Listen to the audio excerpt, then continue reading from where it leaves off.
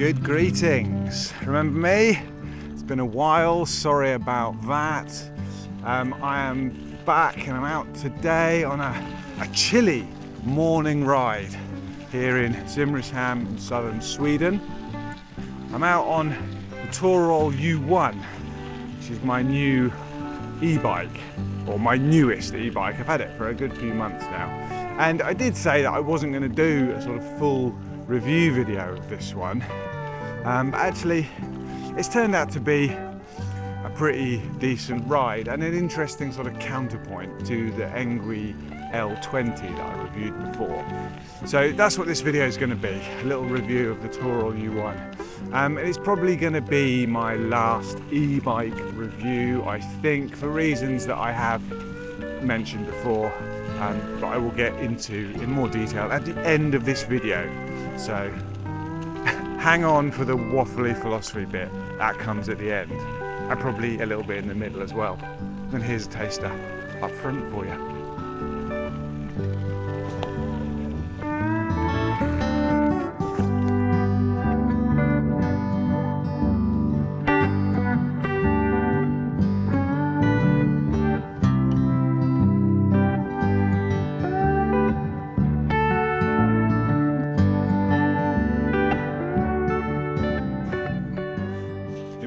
First point before we get going, I'm going to do this review of this bike for exactly what it is, which is a cheap e-bike, a very cheap e-bike. This is currently selling for 500 quid, which is pretty much half what the Engwe L20 cost. But in my opinion, this is actually a better bike for the kind of riding that I like to do, at least. Let's get some numbers out of the way. First up, what have we got? 21 gears, Shimano hardware. We've got 29 by 2.25 wheels, pretty basic kind of all-rounder tyres out of the box. We've got 80 millimeters of suspension travel on the front forks. It's all pretty much as you'd expect. Mechanical disc brakes front and back, saddle, handlebars, you know, wheels, all of that kind of stuff. Then we've also got a 468 watt-hour battery, which translates to 65 kilometers claimed range. I don't have any reason to dispute that. 3 levels of pedal assist that you access through a very, very simple and straightforward control unit up on the bars. 250 watt motor. 45 Newton meters of torque, tops out at 25 kilometers an hour. Some of those numbers mean more to me than others, I'll admit. I'm basically just reading you the manual there. If you want more details, there are links down below to the Touroll website, including a little discount link for you. No commissions for me or anything. This isn't one of those videos, just a discount for you if you're interested. The most important thing, of course, is how this bike rides, how it performs, and I would say that depends very much on what you're going to be demanding from it.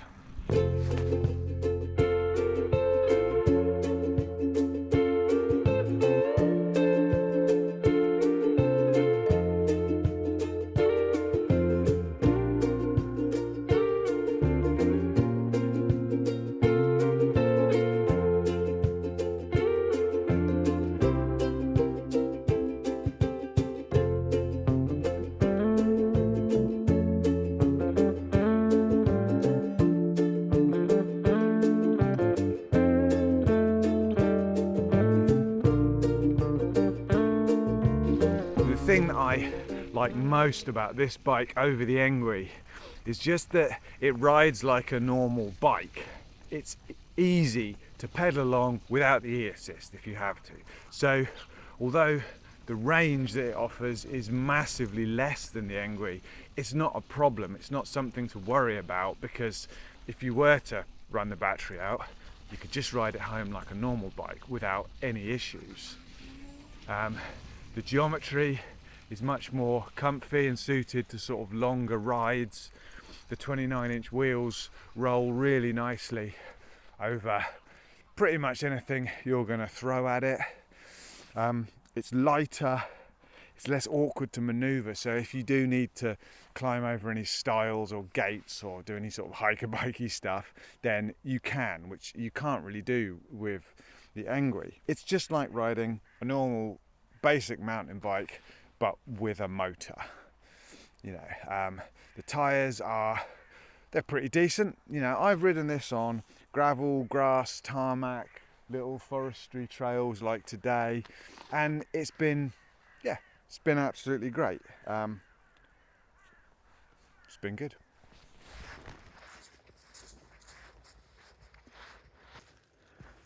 I'm heading north this morning out of Simrishamn up the coast. I'm going to see if I can find what I think is the closest of the little free camping shelters to where we're living. It's all up to date on the Camp Wild database. I'm not going to sleep there or anything. I'm just going to find it for my own future reference, really. It's a destination.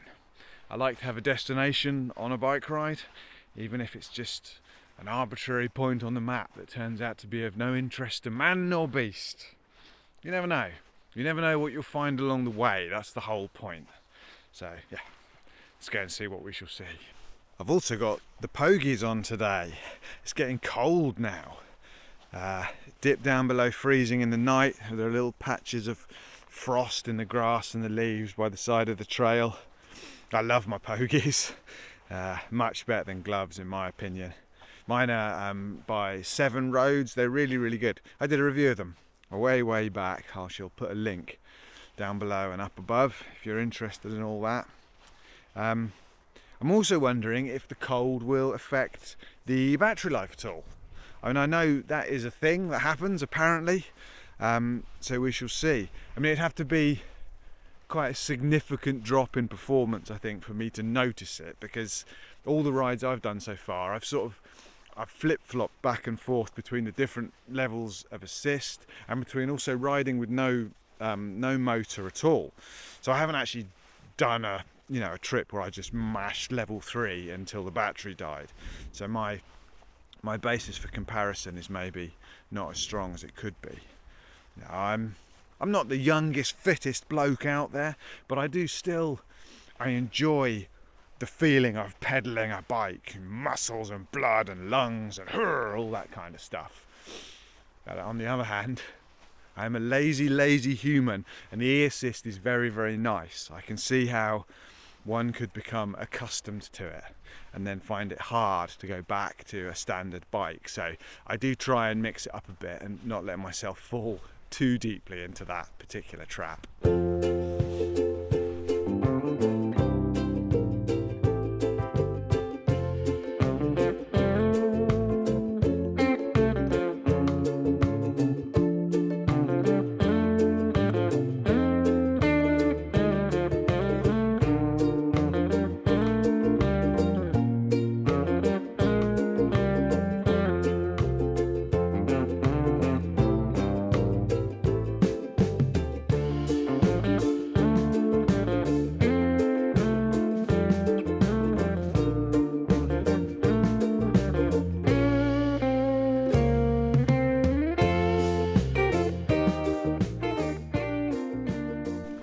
Found a little shelter, look. It's a really nice one. It's really solid, really big. You'd fit a lot of people in here. You could fit, I don't know, probably 8 people in here, maybe more if you were good friends. It's in really good condition. It's in a really nice spot, look, up on the high ground. Sea's just down there, 100 metres or so. We've got a view of it today, but I think probably in the summer it'd be blocked by the trees. There's a big old beach there and some oaks and things. It's very pretty indeed, and some of the most interesting graffiti I've ever come across in a place like this. I'll read you some. 15th of June 2021, Benito and Emmy slept here, came here by bike. And there's an Instagram link, guide_tour, possibly supposed to be guide_tour, if you're interested in our journey. I'm going to have a look at that when I get home. 28th, 7th, 24. Victoria from Belgium and Noah from Germany were here and tried to make a fire. Advice, check how much gas you have, +10. So here's a journey. Someone's come from Apollo Bay in Australia, up to Austria, Berlin for drinks and music, Bruges, there's a swan, Amsterdam for bikes and coffee, Copenhagen, over the sea to Malmö, Ystad, and then hike all the way. We are here. Yeah, this one you probably can't see. So, fellow countrymen, we are network scouts from England called Skye, Shauna, Jacob, Trianarchy, and Jason. We are on our 10-day hike around Sweden for Explorer Belt, day 3. We are staying here for the night and it is lovely. Follow us at Jacob_Steel05. My hero of P. Interesting. Something a little bit less invigorating. We are Swedish and homeless. The government wants you to believe that Sweden is perfect, but it's not. We are leaving Sweden to seek fortune elsewhere. No name, no Instagram. Who knows what happened to those folks? Anyway, this is not why we came out today. Well, it kind of is why we came out today. But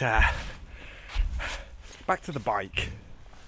I do have a few points that are, I hesitate to call them negatives when you take them in context, but they're important points to note. They're things I've noticed. So I'm just going to quickly go through them before we end this thing.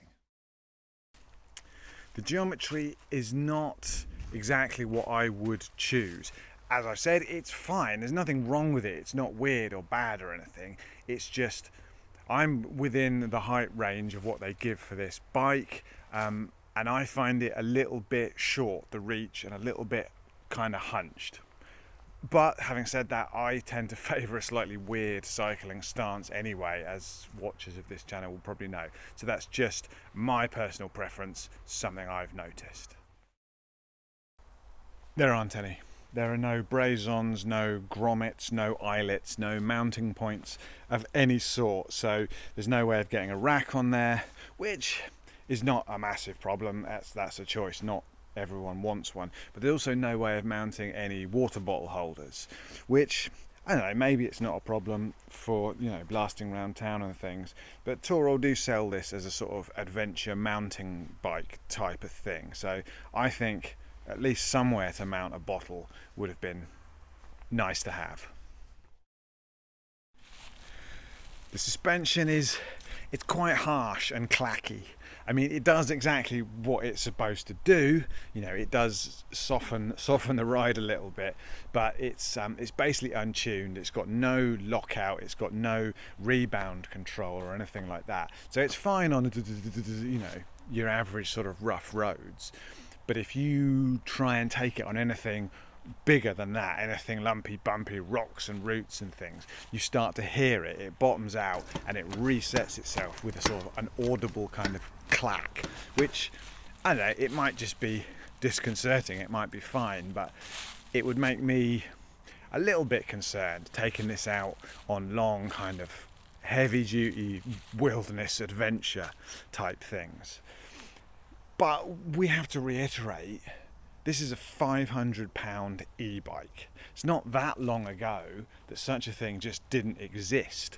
And considering that some people would probably spend £500 on a top of the range suspension fork, I don't think we can criticise a bike in this particular price range for not having super top end components. On a similar sort of note, the gears are a little bit sort of lightweight, I find. You know, they absolutely work fine, they shift gears, which is what they're supposed to do. They just don't have that really kind of solid user interface feedback feel that you might be used to from higher end Shimano stuff. It should also be noticed, of course, that I'm a massive roll-off fanboy, so any derailleur thumb shifter setup feels a bit finicky and high maintenance to me. Again, it is kind of exactly what you'd expect on a bike of this price. Does the job. And the last thing I've noticed is just that the sort of power delivery is a little bit, takes a bit of getting used to. It kicks in pretty quickly and pretty abruptly, which often is exactly what you want. But once or twice it has caught me off guard a little bit, especially if you try and ride one-handed and film like an idiot. Equally, I found that sometimes it seems to fade a little bit when you get up to higher speeds, and that it doesn't sort of bite back in again until you slow right down. When you try and switch between assist modes whilst pedaling, again, especially at higher speeds, sometimes it just feels like it doesn't bite in properly until you drop down to a much lower speed and start pedaling again. I don't know, it's a subtle thing to the point that I wasn't sure for a long time if I was imagining it or not, but I think it's real. It's not a massive problem. I guess it's just a quirk of the way the controller's programmed. But yeah, it's something that I've definitely noticed. So what's the take home from all of this? What's my thoughts? My thoughts are, if you want an e-bike to blast around town on, to ride to the pub, to do some light off-road, then so what's the takeaway from all of this? What's my thoughts? My thoughts are, if you want an e-bike to blast around town, do some light off-road, go to the pub, and you don't want to spend a lot of money, then this is well worth considering. If you want all of that, but you also want to do some slightly longer rides, you want to do some day rides and get a little bit adventurous, then this is also definitely still worth considering. Obviously you'd have to get some kind of clip-on rack or some sort of strappy bottle cage type thing, or ride with a backpack, which is far from perfect, but it's doable. If you want to go further than that, I mean, technically you could, I guess, you could get a bar roll, you could get a seat pack, you could probably get some kind of little half-size frame bag to fit around the battery. The charge is pretty small, the charge time is pretty reasonable. You know, you could do a multi-day and end at a campsite or somewhere you could plug in every night, but I don't think I would, just because I don't think I would want to trust my life in the wilderness to the quality of the stock components on this. And again, I'm not saying that as a criticism, it shouldn't come as a surprise. It's a £500 bike, it's very decent for what it is. If you want a hardcore adventure bike, I don't think this is it. If you want a daily adventure bike, could well be. I've been riding this for a few months now and I've really enjoyed it. It's a nice bike. I will continue to ride it into the future. Make of that what you will. So as I said up the top of this one, this is probably going to be my last e-bike review, I think. After the Engui one, I got loads of offers from very similar companies offering very similar bikes, similar to the point that I would have just been repeating myself if I'd taken them up on their offers. You know, the Touroll seemed different enough that I figured it was worth having a go, but at the end of the day, I'm not an expert on e-bikes. I'm not even an expert on standard bikes. I'm just a bloke who likes cycling. You know, I could have assembled a fleet of half a dozen free e-bikes just in return for doing videos like this one, but I don't want this channel to be that. I doubt you want this channel to be that either. You know, I try to be honest in my reviews. I try to keep an open mind. I try not to be a gear snob. I can hear Alan spitting out his coffee and guffawing in protest at that one, but I do try. The reality is, most of my riding, most of my adventure riding is done on the Ogre, which is a bike whose rear hub cost nearly twice what that did. And so it's hard, you know, to do a review like this and not to compare one to the other, which isn't fair because it's comparing apples and oranges. You know, they're two different bikes, they're built for two different purposes, aimed at two different audiences. there's only so much that I can say about entry-level e-bikes, and so I think until Cannondale or Santa Cruz come calling looking for a review video, I'm probably gonna keep quiet on the subject. I don't know what I'm going to do next. Quite a few people have been asking me about what setup and process I use for making these videos, so I might do that. I've got a bunch of interesting day ride possibilities around here which I'd like to do.